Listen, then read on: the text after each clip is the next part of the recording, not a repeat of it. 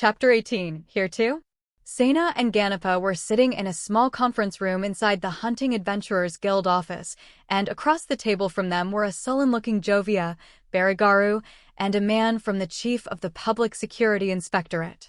Sorry for calling you out so suddenly. So, what do you want from us? Ganappa seemed quite nervous as he faced off against the bigwigs. It's about what you reported. Is there a problem? After Sena and the others finished their shopping, they returned to their base, the conference room, where they confirmed that the surveillance had ended and contacted the Guild's security department, the department investigating the backpack case. After handing over Sena's investigation information, the two returned to the base and switched roles with the party members. They were conducting battle formation training when they received a summons. Actually, that problem has been solved. That's why I asked you to come to report the results. What? So it's over. Ganappa was already nervous about being called by such a big shot, so this suddenness left him even more confused. Sena, well, he was used to it. We've found out the full extent of the organization that was pursuing you. We've already arrested everyone. Arrested? I'm glad to hear that. Ganappa glanced at Sena as he said this. It made sense that Sena's extraordinary information led to solving the case. Of course, we need to continue to be careful with what we have obtained, but for the time being, we can consider it safe. Also, the data you submitted this time has been very useful, and it can be said that it has determined the progress of the investigation. Therefore, a reward has been offered to your party. But that data, the party's actions themselves have been deemed to have been an effective decoy. The amount of the reward should be finalized by the time you return from your training, and it will be added to your compensation at that time. I understand, thank you. That's all for now, but Sena, I still have something to discuss, so please stay behind. Ganappa felt a little guilty about piggybacking on Sena's success, but he was convinced by the chief's words and bowed before leaving. Of course, he also felt a strong desire to escape the tension of the situation as quickly as possible. The chief inspector who had asked him to stay quickly retreated, leaving Sena facing a sullen-looking Jovia and a silent Barigaru. So why was I left behind? Well, it was easier now that neither the chief inspector nor Ganappa were there. He didn't feel like being reserved with Jovia anymore, so it was only natural that he ended up being a bit rude. What's up with that, you idiot Seinachi? How dare you do something so outrageous to my daughter? Barigaru looked from Jovia to Sena with wide eyes, his face completely misunderstanding what was meant. Because that's what she wanted. Although Jovia's words are intentional and malicious, it would be a hassle to correct her every time, so Sena fought back. Of course, it went without saying that Barigaru's misunderstanding deepened even further. He used to be a good, honest kid. It's Jovia's fault. Hey, kid, what on earth are you talking about?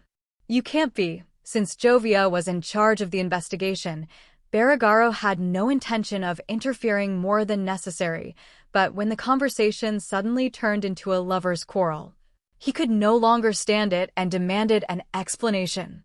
I was forced to kneel on gravel for 3 hours because of Seinachi's strange advice to my daughter. Saiza? By Saiza, do you mean the proper way to sit on a tatami mat? Barigaru, who had been going to that restaurant, knew what sitting Saiza was. That's right. She made me do it with my knees on the gravel. And the boy taught her that? Yeah. My shins look like golf balls. Hearing this, Barigaru quickly returned to normal and left the conversation. He had decided that getting involved would only wear him down, and that Jovia was being a fool as usual. By the way, he knew about golf because Jovia was the one who made it popular. I even suggested using crushed stones, so she went easy on you, your daughter. Crushed stone. I'd be so upset if I was made to sit upright with something like that. It's your own fault, Jovia. Demon. Devil. You're a demon. I demand an apology and reparations for the damage you've done to me. Actually, there was a plan to use an iron plate, but that was just. Hey, this was too much trouble, so he played his trump card. Jovia should know. Iron plate. That's... What a thing you, as expected, Jovia's expression hardened. It was an expression of shock that he had never seen before. Well, it's up to your daughter to decide, so I'll talk to her about it next time. Wait a second. No, I'm sorry. I said too much, no apology and no compensation. So I'm not responsible for damaging anything, am I? He'd rather be the one to do it.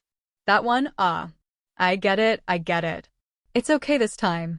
So please just spare me the iron plate. So why was I left here? Sena turned his attention to Baragaru, hoping for some decent answers. Was that it? Baragaru glanced at Jovia, who had gone silent, and then began to speak. I didn't tell the kid, but the guys who were trying to steal the backpacks had an underground organization connected to them. Well, that's possible. This town is booming compared to others, and a lot of immigrants are coming in from all over. Criminal gangs from other territories, spies for the lords, and so on. Those guys themselves are a problem, but there are also the agents that have been a problem for some time. The people who invade also need a base to operate in this city. That is why they were caught this time, isn't it? Baragara nodded slightly in response to Sena's question. This guy was quite hard to get hold of, but when we caught him, we found out he was from a long and distinguished family. We're still investigating how he got that way and when he was framed. But, well, you can tell us what you want from here on out.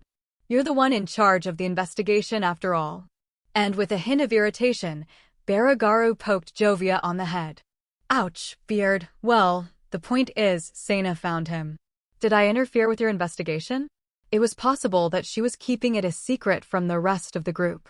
Well, there's something I just want to confirm. Confirm? The truth is, his actions were extremely careless. He hadn't been caught off guard up until now, but now he's come out into the open so carelessly that it's surprising. Ah, I see. I guess it's just as you imagined, Jovia. I knew it. In short, Jovia wanted to confirm whether this was the result of Sena's special ability. That's why I wanted to discuss our future cooperation in the investigation. Well, I can give you the details after you come back from your training, Seinachi, but for now, it's been decided that a bounty will be offered in addition to the parties for your contribution in capturing the agent. And on top of that, I'd like to offer a reward for your cooperation in the investigation. Jovia turned at Baragaru, as if to confirm that she was willing to leave the negotiations to him. I don't mind cooperating, and I'll leave the matter of rewards to you, Baragaru.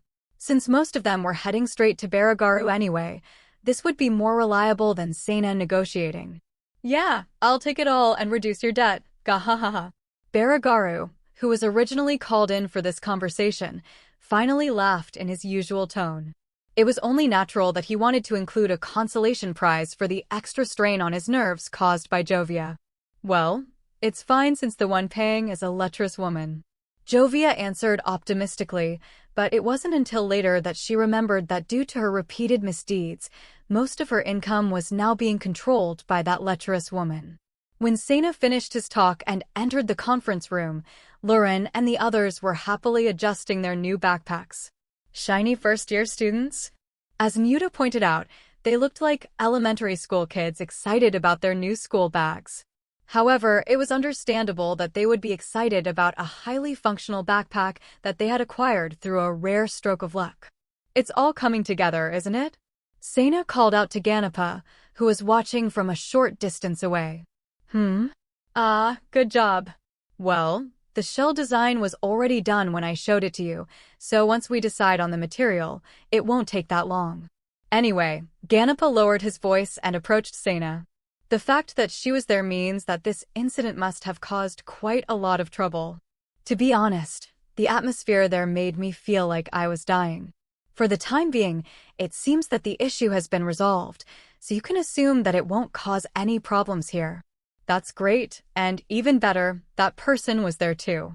I owe him a great debt. Ah, I see. The chief of the public safety inspector called for backup. That makes sense. But the chief of the public safety inspector left quickly. I guess he was afraid that she would defeat him. So he decided to talk to her directly before she complained. If Baragaru was going to complain after Jovia had beaten him to the punch, he might as well throw the negotiations out the window. In a way, it was dereliction of duty, but it's still better to have the accounting department complain than to have both parties complain. Just as he finished chatting with Ganappa, the food and other items they ordered arrived all at once. The delivery person brought a magic storage case with casters. The case had the guild's mark and number written on it. Please help me check the contents. One after another, items came out from the case's opening, and Sena and the others received them from Ganappa and began arranging them. Next is inspection. Please check that the contents match the package insert attached to the box. It's quite a lot when you see it up close like this. It was about the equivalent of 30 normal cardboard boxes. Of course, this included the equipment borrowed from the guild. However, water was not included, so that was added to the total. I asked for a few more carriages this time, including some spares, but it's still not enough. When we go on an expedition with a clan, we end up with dozens of large carriages. A simple calculation showed that a person needed 2 liters of water per day. If they added in about 3.5 kilograms of food, this mission would last up to 15 days, and the total weight of supplies needed would be about 52.5 kilograms. If they also added in 10 kilograms of weapons and equipment, that came to about 62.5 kilograms of supplies. Food and water became lighter as they were consumed, but if the goal was to gather materials, the journey there and back would be quite heavy. This time, there would be a relay point so the weight would not be that great, but that simple calculation showed how difficult it was to explore the sea of magic trees. It was clear how much the spirit thread storage and magic bag storage, which reduced these weights to almost zero, would contribute to hunting and adventure activities. All items are as per the list, and there is no damage. Once the contents had been checked, magic was activated from the case and a confirmation notice would be sent to confirm the package. Some people are too lazy to do this and just check the box, but in that case, you won't be compensated if there's a problem with the contents, so be careful. Of course, that could be a matter of life and death, so cutting corners like that is out of the question. Everyone nodded at Ganappa's serious words. Now, let's divide up the items that each of us will be carrying. Lauren and the trainees that had purchased backpacks finished adjusting their equipment, and the other party members prepared their own backpacks and waited for their distribution. First of all, each person should carry 3 days' worth of water and preserved food. This is in case we get separated. Of course, if you use magical storage, you can carry more, but just remember that this is the bare minimum. This time is for training, so we'll go with the normal flow. In that case, we can borrow a magical carriage to transport the rest of our luggage to the relay point, and from there we'll likely find a porter to transport supplies to the farm fort from there to our destination in the Sea of Magic Trees. So if the timing is right, we can hire one. However, then, Ganappa turned back to Sena, who was carrying a backpack with a large storage capacity. However, we won't know for sure until we get there, so in that case we'll have to use Sena's backpack. Is it not dangerous for Sena to carry critical supplies? By myself? Of course, I'm sure everything will fit in my backpack. Sena shared Nayuta's concerns, as there was a chance that he might end up stranded alone with all of their supplies. Of course, we won't let one person carry everything. Normally we split it up between 3 people, but I think it'll be okay with just Sena and me this time. Lauren and the other 3 also had high-performance backpacks, but their functions were still kept secret, so it was decided at the time of purchase that even if they were used, they would only be low-ranked in capacity, so they were ruled out. In any case, they weren't exploring an unexplored area, so it was decided that there would be very few sudden accidents that would cause the party to be separated, so they went with just the 2 of them. Okay, that's it. Anyway, once the distribution of supplies was finished, the packing of the bags to be loaded onto the carriages was finished, and everyone had checked their equipment, and preparations for departure were complete. Next, we'll move the bags to the warehouse at the departure point.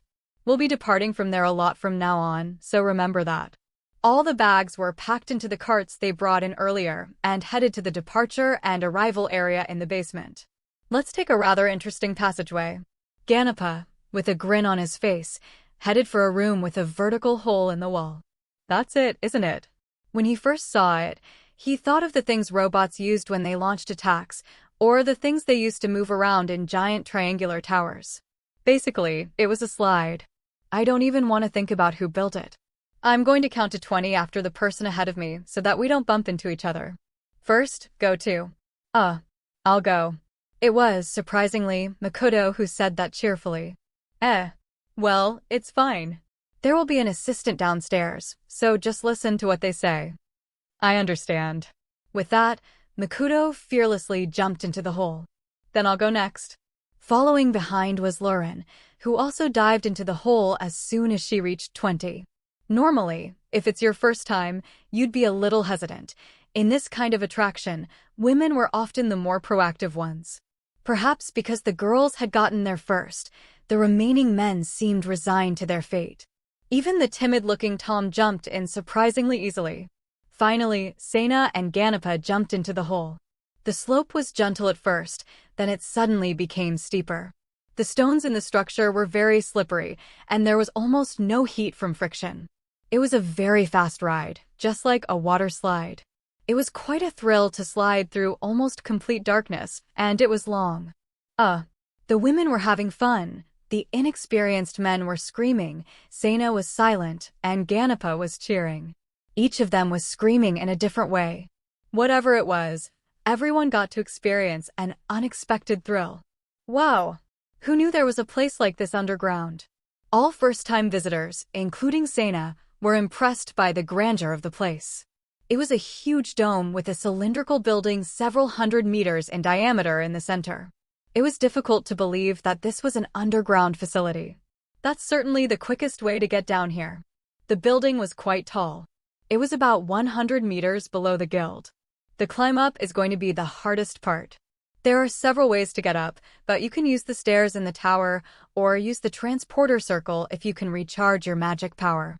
Another option is to wait for the baggage transporter circle to activate periodically and use it. There are other routes, but those are the 3 basic ones.